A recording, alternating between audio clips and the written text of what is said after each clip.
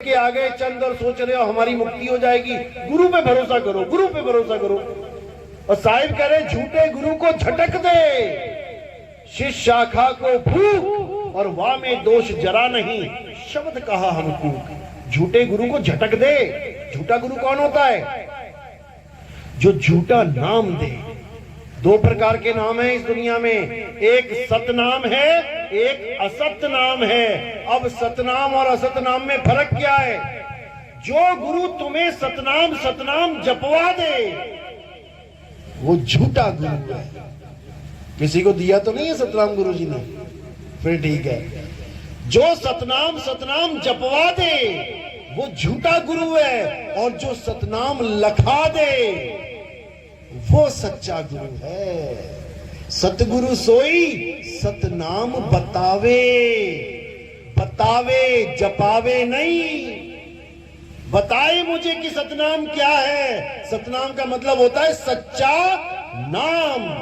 अब तुम्हें गुरु ने दे दिया सतनाम जपो, इसका मतलब तुम जप रहे हो सच्चा नाम, सच्चा नाम, सच्चा नाम। अरे भैया कौन सा सच्चा नाम है वो बता। बात समझ में आई? जैसे तुम्हें घर वालों ने कह दिया बेटा मीठा फल लेके आ, तू दुकानदार के पास चले गए तुम। अब तुम कह रहे हो भैया मीठा वाला फल देना। वो कह रहा कौन सा वाला दूं, सारे मीठे हैं,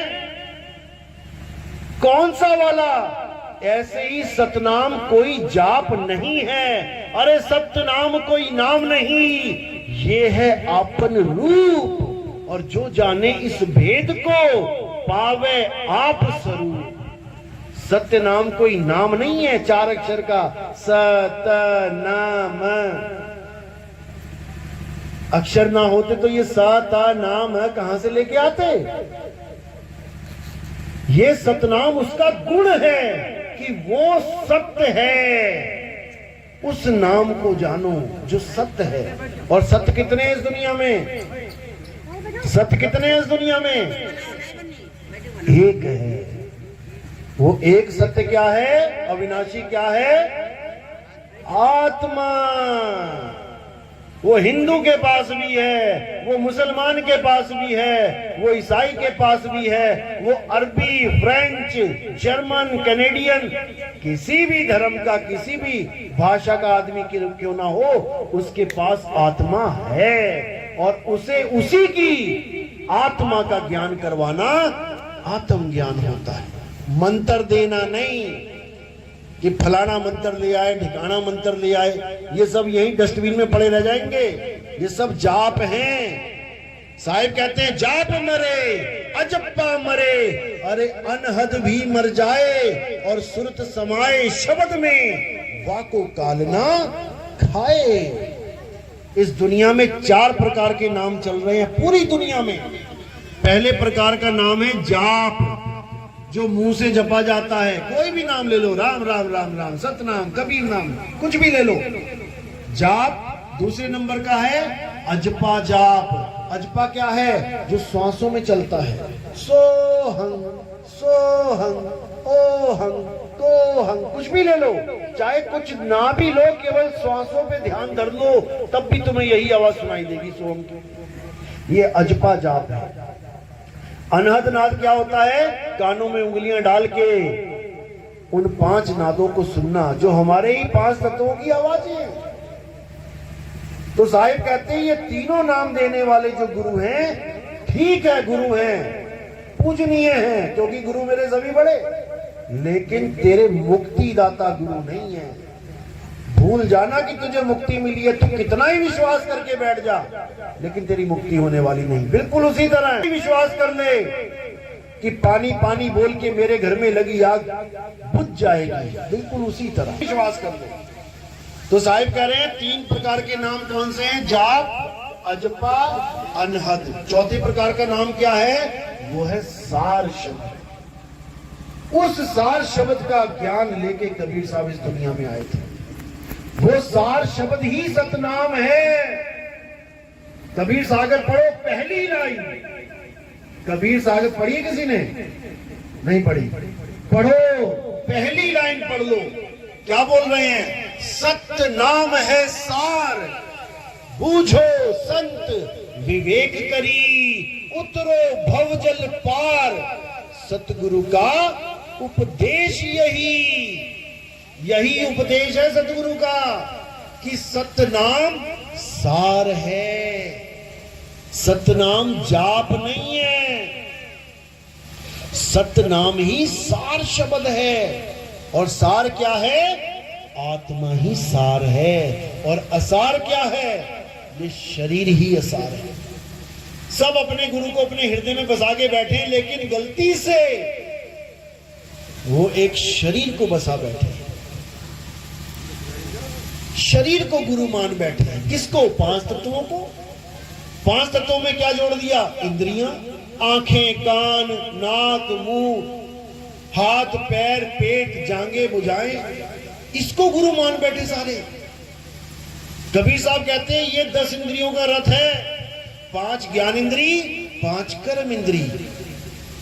कर्म इंद्री कौन सी है? हाथ, पैर, मुख, लिंग और गुदा कर्म करते हैं ये।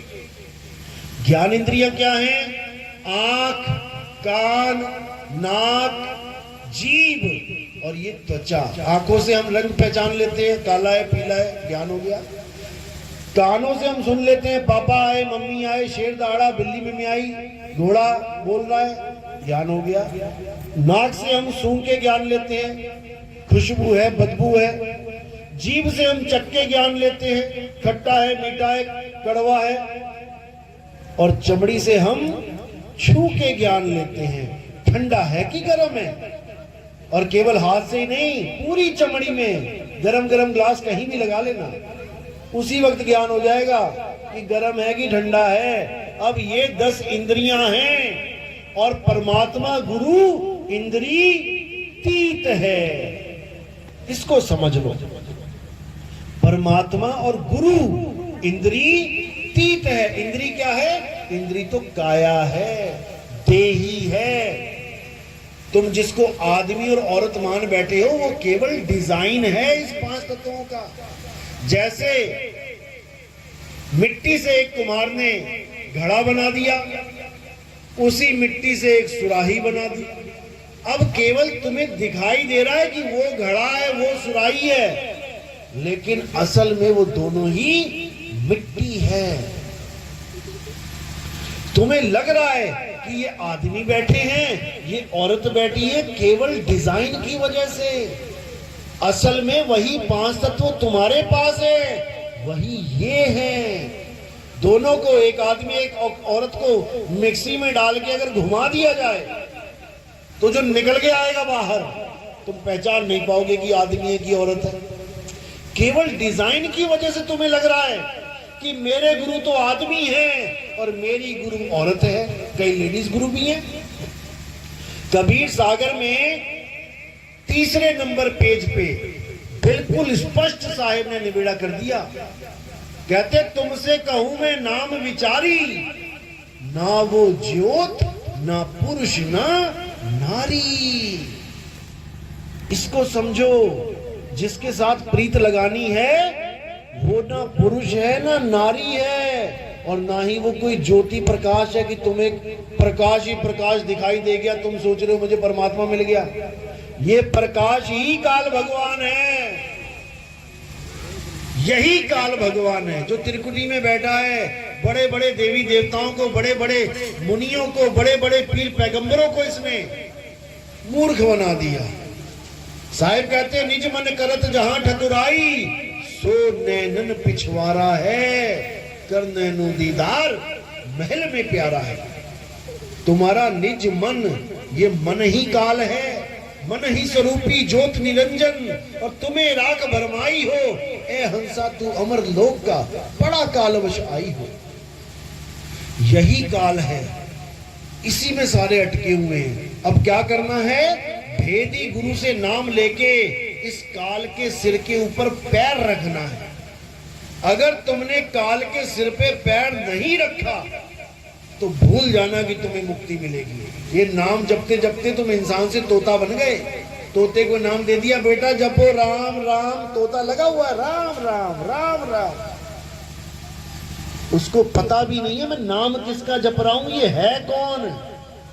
4 फोटो लगा दो, बीच में एक फोटो राम जी की हो, पहचान भी नहीं पाएगा मैं नाम जप किसका रहा हूं। वही हाल हमारा है।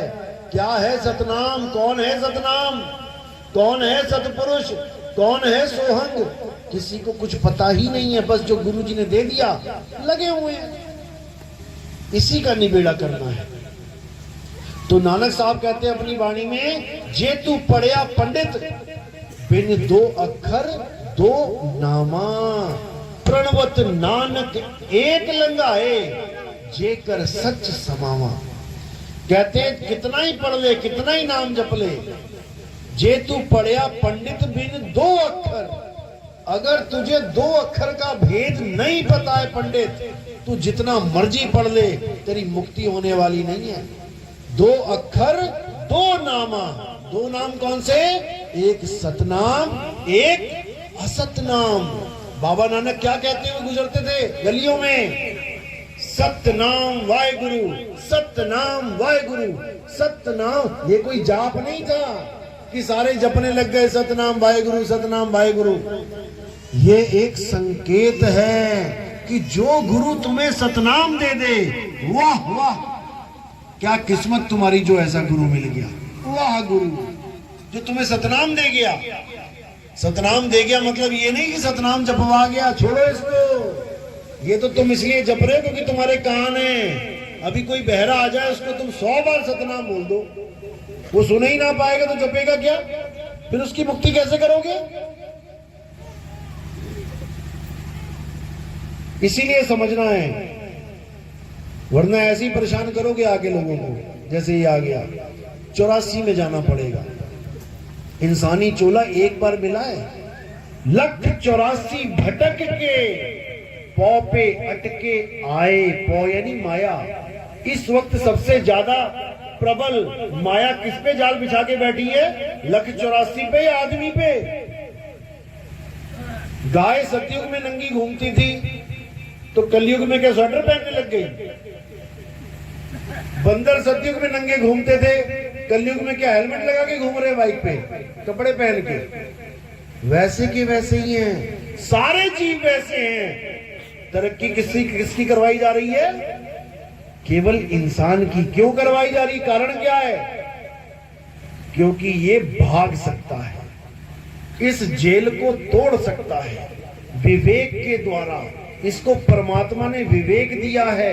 ये चाहे 184 जून को खत्म करके मुक्त हो जाए, लेकिन इसको इतने जाल में बुन दिया है। तेरा बेटा, तेरी बेटी, तेरा बाप, तेरे बच्चे वो क्या खाएंगे, तेरे पोते क्या खाएंगे, उसको भी लूट ले, उसको भी लूट ले, उसको भी लूट ले। इसी में बेचारा हाय हाय करता करता बुढ़वा होके एक दिन मर जाता है। एक चवन्नी भी लेके नहीं जा सकता। ये माया का प्रबल जाल है केवल इंसान के ऊपर। बाकी सब वैसे के वैसे ही हैं, केवल इंसान तरक्की पे तरक्की कर रहा है। क्योंकि काल भगवान को पता है कि बेटा ये निकल सकता है, इसको और सहूलत दो, और ऐश करवाओ, और हवाई जहाजों में घुमाओ, और बढ़िया गाड़ी से कारें दो, और बढ़िया बाइक लेके आओ, और मोबाइल बढ़िया से बढ़िया दो। इसी में सारा दिन लगा रहे। मोबाइल तो लिया ऊपर से व्हाट्सएप ग्रुप पे दे दिया, और ग्रुप बनाओ, और झगड़े करो, और दिन भर बक बक करते रहो। समय बर्बाद करवा रहा है तुम्हारा, क्योंकि ये समय इतना अनमोल है कि तुम सोच भी नहीं सकते। ये आत्मज्ञान को पाने की आखिरी सीढ़ी है।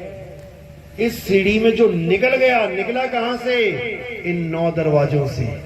आंख से अगर तुम्हारे प्राण निकल गए, कान से तुम्हारे प्राण निकल गए, नाक से तुम्हारे प्राण निकल गए, मुंह से तुम्हारे प्राण निकल गए, लिंग और गुदा से तुम्हारे प्राण निकल गए, तो तुम दुर्गति को प्राप्त हो जाओगे। तुम्हारी ऐसी हालत हो जाएगी कि तुम्हारा कुछ नहीं बचेगा। और जो गुरुआ लोग हैं वो जब शरीर छोड़ेंगे तो उसके लिए क्या बोला साहिब ने, अरे झूठा गुरु अजगर बना, 184 जाए और सारी संगत चींटी बनी, तोड़ तोड़ के खाए। क्यों? गुरु ने अपना जन्म तो बर्बाद किया 52 अक्षर के चक्कर में, चेलों का भी बर्बाद कर दिया। अच्छा डॉक्टर हो, इलाज बढ़िया करे, सम्मानित किया जाता है। और नीम हकीम खतराए जान, तुम्हें पकड़ा दी गोली और तुम्हारा हालत खराब हो गई, मर गया घर का मेंबर, तो कौन उठाने आता है उसको? ससुराल वाले आते हैं। कौन खोल के बैठा है ये दुकान? भले सारा समाज उसको डॉक्टर जी कह रहा है, लेकिन डॉक्टर जी को गले से पकड़ के अदालत में पेश किया जाता है। फिर कहां गई तेरी डॉक्टरी? फिर कहां गई तेरी गुरुवाई? जब तुझे उठा के 84 में घोष दिया गया, तब कौन सा चेला आएगा तेरी आरती करने के लिए? गधा बनके कुमार की मिट्टी ढोनी पड़ेगी और पीछे से पड़ेंगे डंडे, तब क्या मिल जाएगा? आज तो मान बढ़ाई में, अहंकार में झूमता फिर रहा है, मैं तो गुरु बन गया, मुझे तो गद्दी मिल गई, कमेटी वालों ने मुझे चुन लिया। अरे मूर्ख, कभी कमेटी भी चुनती है गुरु को? कभी कमेटी भी चुनती है गुरु को? 50% गुरु ऐसे बैठे हैं जो कमेटियों ने चुन चुन के बैठा रखे हैं। कठपुतली है वो कमेटियों के। गुरुजी आज वहां सत्संग करना है, आज तबीयत ठीक नहीं भैया, वहां ज्यादा चंदा चढ़ेगा, जाना पड़ेगा आपको। अब भैया बेचारा जाके दुखी मन से बैठ गया वहां पे, कमेटी के आगे कुछ बोल ही नहीं सकता। ये हाल हो गया है। गुरुवाई का मतलब ये ना समझ ले कि मैं तो परमात्मा बन गया। गुरुवाई का मतलब है तेरे ऊपर जिम्मेदारी पड़ गई है इन जीवात्माओं की। अगर तूने इनको गलत रास्ता दे दिया तो समझ ले तेरी ऐसी 84 हो जाएगी कि तुझे कोई ना बचाएगा। इसलिए साहिब ने बिल्कुल स्पष्ट बोला, जिस गुरु से भरम ना मिटे और भ्रांति जीव की ना जाए, सो गुरु झूठा जान के त्यागत देर ना लगाए। केवल महिमा ही नहीं गाई है गुरु की कि गुरु गोविंद दोनों खड़े काके लागू पाए। सारे गुरु गोविंद से बड़े हुए पड़े हैं आजकल, सारे गोविंद से महान हुए पड़े हैं। अरे कुछ करके भी तो दिखा दो, 4 सवालों के जवाब तो देके दिखा दो, उस नियक्षर का ज्ञान तो बता के दिखा दो। ये 4 अक्षर, चंद अक्षर पकड़ा के तुम गुरु बन गए, यही अज्ञान है। इसलिए साहिब ने बोला है, सत्य सत्य का करे निबेड़ा और कहे कबीर सो हंस है मेरा। मेरा वो है जो सत्य और असत्य का निबेड़ा करे। सत्य क्या है? आत्मा ही सत्य है और वो परमात्मा हम सबकी आत्मा में विराजमान है। कोई ये ना सोचे अकेला गुरुजी के पास परमात्मा है, हमारे पास नहीं है। घट घट मेरा साईया, इसको ये चाहिए। घट घट मेरा साईया, सुनी सेज न कोय और बलिहारी व घट की, जिस घट प्रगट होए। कई बार ऐसा होता है गुरु के प्रगट नहीं होता है और चेला प्रगट कर लेता है, ऐसा भी होता है। उसको क्या बोला? अरे गुरुजी गुड़ रह गए, और चेला शक्कर हो गया। ये नहीं मानेगा कोई गुरु, ये कभी नहीं मानेगा, क्योंकि गुरुवाई अहंकार उसके अंदर ठूस ठूस के भर चुका है। याद करो वो दिन जब वही गुरु घर से निकला था परमात्मा को पाने के लिए कि हे मेरे मालिक, मैं ये सफेद चोला धारण कर रहा हूं आपके लिए, मुझे दर्शन देना मालिक। चला गया किसी आश्रम में संत बन के या भगत बन के, अब रहा आश्रम में, थोड़े दिन बाद पता लग गया अरे भैया परमात्मा कुछ नहीं होता, यहां तो गद्दी की लड़ाई है, जो गद्दी पे बैठ गया वही परमात्मा है। अब बेचारा परमात्मा को तो क्या पाना था, अब लगा दौड़ने गद्दी के पीछे, अब लगा षड्यंत्र बनाने, कैसे करके गद्दी हथिया लूं, और बेचारा उसी गद्दी में खटमल बन के लोगों को परेशान करेगा।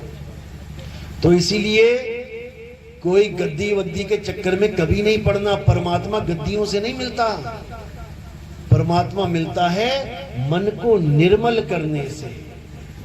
कबीर मन निर्मल भया, जैसे गंगा नीर और पाछे पाछे हरी फिरे। कहे कबीर कबीर कहते जिसके पीछे तू फिर रहा था अब वो तेरे पीछे फिरेगा, लेकिन उसके लिए तुम्हें ये मन निर्मल करना पड़ेगा। कोई तुम्हें कुछ गलत कहता है, सह लो, पी जाओ, घोट लो, कभी पलट के फालतू बात नहीं करना, क्योंकि उससे सूरत विचलित होती है। पूरा दिन तुम्हारे दिमाग में वो बंदा घुस जाएगा। इसीलिए साहिब ने बोला इस सूरत को शब्द में लगाना है, दुनिया में नहीं। सूरत फंसी संसार में, वो तो पहले ही फंसी पड़ी है, तुम और दुनिया दुनिया कर रहे हो। सूरत फंसी संसार में, तासे पड़ गई दूर, सूरत बांध स्थिर करो, आठों पहर हुजूर। नाम आठों पहर जपता है कोई? नाम जपते हैं 1 घंटा 2 घंटा, भैया बैठ के 1 घंटा भजन कर लेंगे, जप रहे हैं नाम, इससे कुछ नहीं होगा। आठों पहर की भक्ति मिलनी चाहिए, दिन रात सुबह शाम, जागते और सोते। जब सोते हुए भी तुम्हारी भक्ति बननी शुरू हो जाए तब समझना कि अब तुम्हें वो सही चीज मिली है। तो सिमरन कैसे करना है? जप के नहीं, सिमरन करना है पनिहारिन की तरह। कैसे?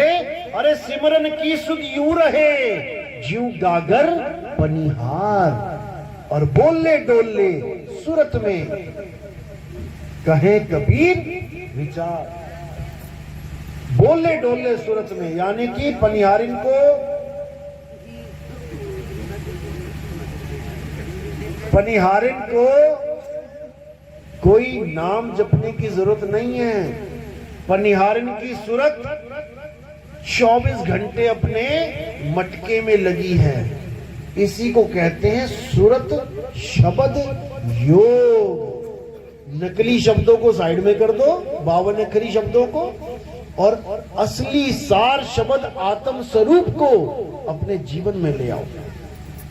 इसी की बात करते हुए साहिब कहते हैं शब्द शब्द सब कोई कहे, वह तो शब्द विदेह और जीबा पे आवे नहीं, निरख परख कर ले। वो शब्द जीबा पे नहीं आता, उस शब्द का ज्ञान प्राप्त करना है। शब्द शब्द बहु अंतरे, सार शब्द मत लीजिए, और कहें कबीर जहां सार शब्द नहीं, दृग जीवन सो जीजे। धिक्कार है उस इंसानी चोले पे जो इतना बुद्धि लेने के बाद भी अक्षर और अक्षर यानी 52 अक्षर और आत्म अक्षर को अलग अलग नहीं कर पाया। तो साहिब कह रहे हैं एक नाम को जान के और दूजा दे बहा। जो गुरुओं ने नाम पकड़ा दिए तुम्हें, काखा गांव वाले, उसको बहा दो। एक नाम को जान के दूजा दे बहा, और चंचल से नहीं चल भया, नहीं आवे नहीं जा। चंचल यानी फंसा हुआ है बेचारा 84 में, और निहचल यानी अडोल आत्मा के साथ जुड़ जाता है। अब वो भी अडोल हो जाएगा। और कैसे होगा? विहंगम चाल से। जो गुरु ये कहे पहले त्रिकुटी में ध्यान लगाना पड़ेगा, फिर सहस्त्र दल कमल में पहुंचेंगे, फिर वहां से मानसरोवर आएगा, फिर फलाना ठिकाना आएगा, मारो इसको काटा बिल्कुल। इस चाल को ही काटा मारो। ये चाल विहंगम चाल है ही नहीं। कोई अगर ये कहे कि मैंने दिल्ली से बंबई की फ्लाइट पकड़ी, बीच में मुरादाबाद आया, इटावा आया, बनारस आया, मध्य प्रदेश भी आ गया, तो उस बेवकूफ को पता ही नहीं है विहंगम चाल क्या होती है। वो बेवकूफ बना रहा है, वो ट्रेन में चला गया गलती से और सोच रहा है प्लेन में बैठा हूं। विहंगम चाल होती है सीधी विहंगम चाल। अरे शब्द विहंगम चाल हमारी, और कहें कबीर सतगुर दई ताली। खुले कपाट शब्द झनकारी, और पिंड अंड के पार सो देश हमारा है। कर नैनो दीदार महल में प्यारा है। विहंगम चाल से तुम्हारी सुरता उस शब्द के पास जाएगी। इसी को गरीबदास जी ने वाणी में बोला, अरे सतगुरु के लक्षण कहूं, अचल विहंगम चाल, हम अमरापुर ले गया ज्ञान शब्द सरघाल। जैसे मटका रखती है पनिहारिन अपने सिर पे, ऐसे ही मेरे सिर पे ज्ञान शब्द रख दिया गुरु ने, और मैं उस शब्द में समा गया। तब तुम्हारी मुक्ति होगी, ना कि इन अक्षरों को जपने से। चलो, आज का सत्संग पहली डोज है, काफी है। और अगर इसको अच्छी तरह समझना है तो हमारे सत्संग YouTube चैनल पे आते हैं। आपने बोलना है या लिखना है वो आप देखना। टाइप क्या होना चाहिए, कहत कबीर सुनो भाई साधो नितिन दास। बस तुमने इतना लिख के ओके कर देना है। वहां पर सामने एक फोटो आएगी कबीर साहब की, गोल सी पीली सी। बस तुमने वहां सब्सक्राइब का बटन दबाना है और उसके बाद सीरियल नंबर से 1, 2, 3, 4 सत्संग सुनने शुरू कर देने हैं। अगर किसी को इतना नहीं आता तो बस इतना लिखे, नितिन दास सत्संग नंबर 1, नितिन दास सत्संग नंबर 2, नितिन दास सत्संग नंबर 3। अपने आप आने लग जाएंगे। 1, 2, 3, 4, 5, 6 ऐसे करते करते जब आप सुनोगे तब आपके सारे भ्रम खत्म हो जाएंगे, सारी दुविधा दूर हो जाएगी और सारा समाज एक हो जाएगा। क्योंकि आत्मा ना तो क्षत्रिय है, ना शूद्र है, ना वैश्य है और ना ब्राह्मण है, ना हिंदू है, ना मुसलमान है, ना सिख है, ना ईसाई है। आत्मा तो आत्मा है।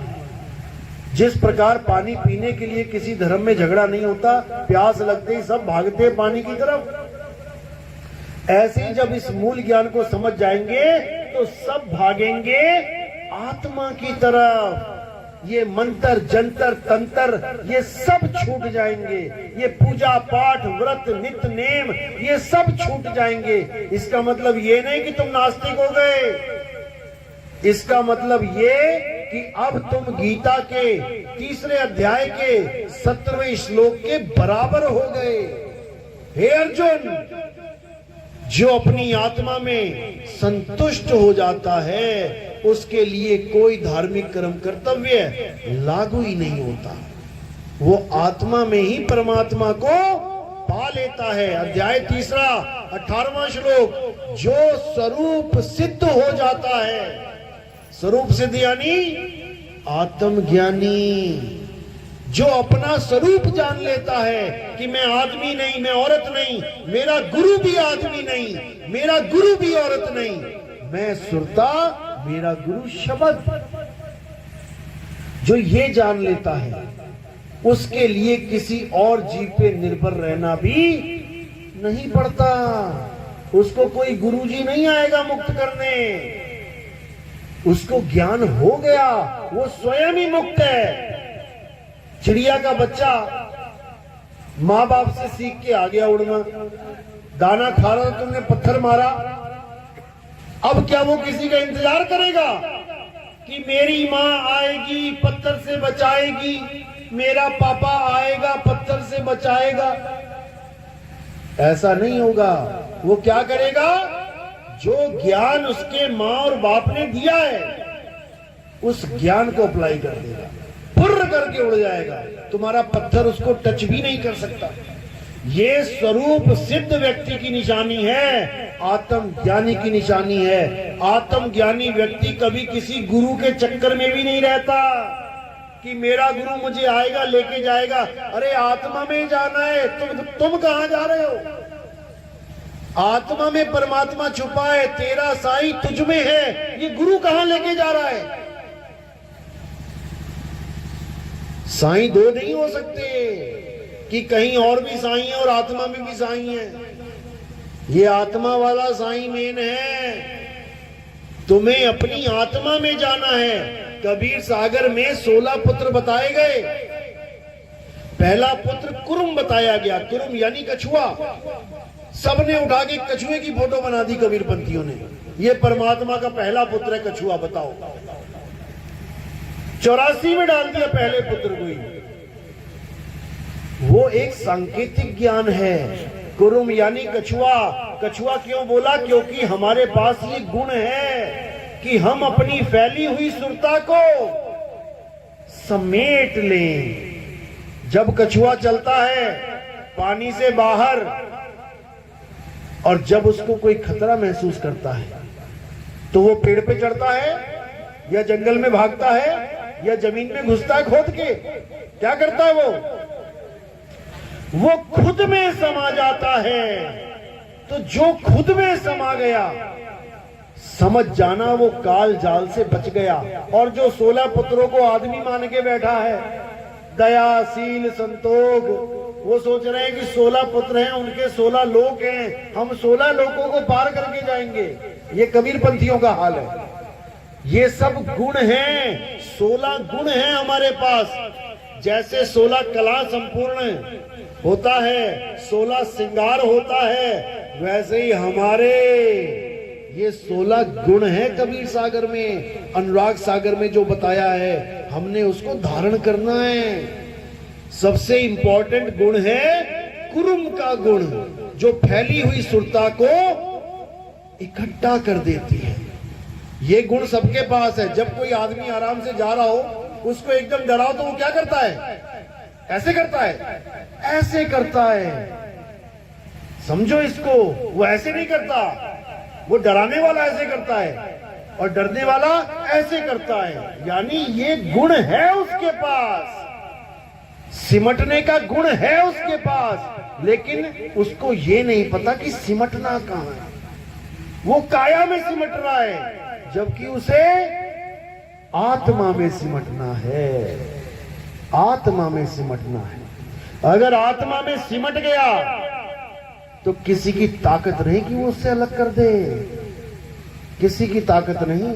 अरे तू सिमरन किसका करे, तू ही है आपे आप। इसलिए आत्मज्ञान को जानो, सबसे उच्च ज्ञान आत्मज्ञान है। चलो आज का सत्संग यही समाप्त करते हैं।